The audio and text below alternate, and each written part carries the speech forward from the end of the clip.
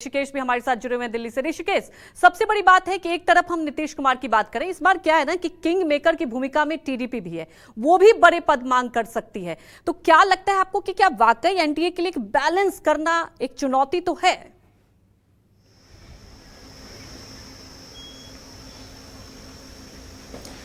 नहीं, देखिए, चुनौती है, लेकिन हमारे सहयोगी जो गौरव कह रहे हैं उसी बात को हम आगे बढ़ा रहे हैं। और जो सौरभ कह रहे हैं कि बार बार, चूंकि वाजपेयी जी और मोदी जी में एक बेसिक फर्क है। वाजपेयी जी थे वो प्रेशर में भी अच्छा करने की कोशिश करते थे, लेकिन मोदी जी का जो राजनीतिक तजुर्बा है, काम करने का तरीका है, वो बिल्कुल अलग ढंग से है। तो अभी भी एनडीए का कुनबा बढ़ाने की कोशिश एनडीए के जो रणनीतिकार हैं बीजेपी के, वो कर रहे हैं।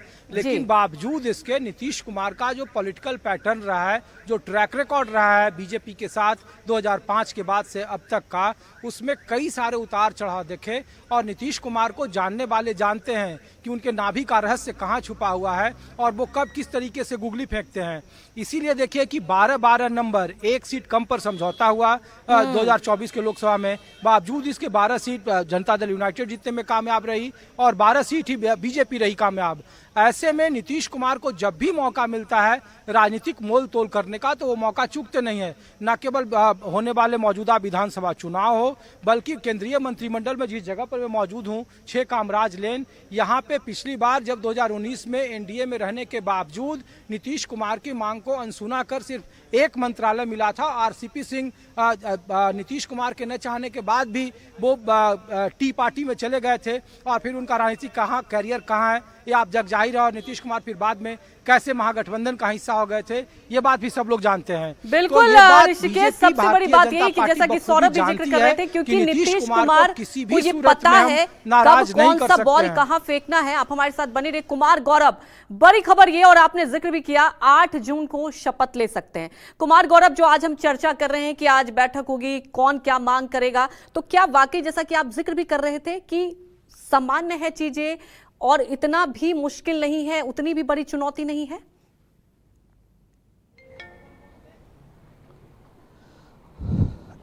देखिए, जाहिर तौर पे आप अगर, चूंकि अटल जी की सरकार की समय से इसका कंपैरिजन किया जा रहा है, तो अटल जी की जब चुनाव में चुनकर आए थे उस वक्त उनके पास 180-82 सीटें थी।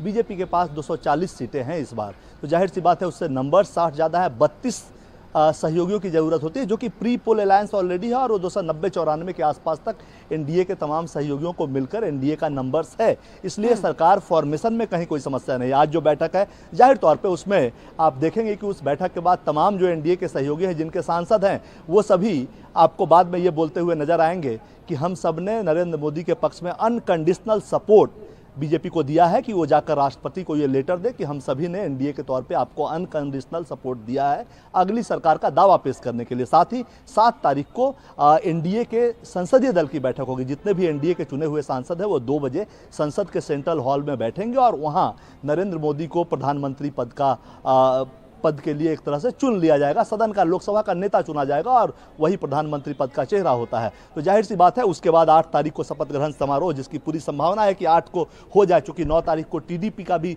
शपथ ग्रहण होना है। आंध्र प्रदेश में टीडीपी की जो चंद्रबाबू की सरकार वहाँ जीती है, उसका शपथ ग्रहण होना है। तो ऐसे में एक कयास है कि 8 या 9, जिसमें ज़्यादा संभावित ये दिखता है कि 8 तारीख को प्रधानमंत्री नरेंद्र मोदी प्रधानमंत्री के तौर पर फिर से तीसरी बार शपथ लेंगे। जहाँ तक रही कन्फ्यूजन की बात, देखिए आंकड़ों के हिसाब से अगर जाएँ तो प्री पोल अलायंस में एनडीए को बहुमत मिला हुआ है।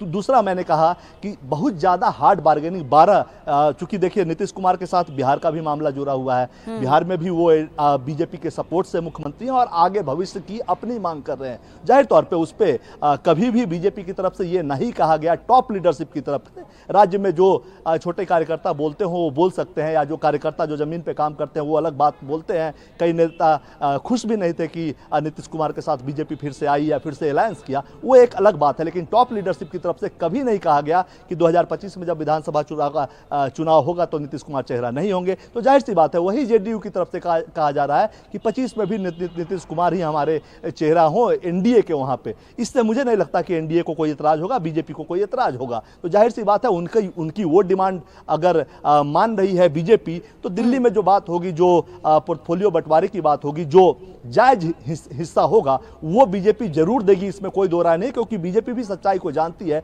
कि इस बार वो अपने दम पर बहुमत में नहीं है जैसा कि 2014 और 2019 में थी। लिहाजा बहुत ज्यादा हार्ड बार्गेनिंग बीजेपी नहीं करेगी, जिसका जो हिस्सा बनता है उसको वो देने का प्रयास करेगी। जाहिर सी बात है कुछ सहयोगी ऐसे मौकों का फायदा उठाने का प्रयास करते हैं, तो एक गठबंधन को चलाने के लिए गठबंधन धर्म का पालन सबसे बड़ी पार्टी भाजपा को भी करना होगा और जो सहयोगी दल हैं उनको भी करना होगा। और बड़ा दिल दिखाते हुए हो सकता है कि जो डिमांड हो सहयोगी दलों की उसको भी बीजेपी एकोमोडेट करने का पूरा प्रयास करेगी। लेकिन कुछ बहुत खराब स्थिति हो जाएगी, लोग भाग जाएंगे, ऐसी स्थिति फिलहाल बनती बिल्कुल कुमार गौरव, और आज की बैठक पर भी सबकी नजर रहेगी और लगातार आप भी नजर बनाए रखें। आगे भी आपसे अपडेट लेते रहेंगे कि आज जब बैठक होगी, जैसा कि आप कह रहे हैं कि जो बार्गेनिंग हार्ड बार्गेनिंग की हम बात कर रहे हैं, इतना भी मुश्किल नहीं। अब देखिए बैठक के बाद क्या कुछ निकल कर आता है।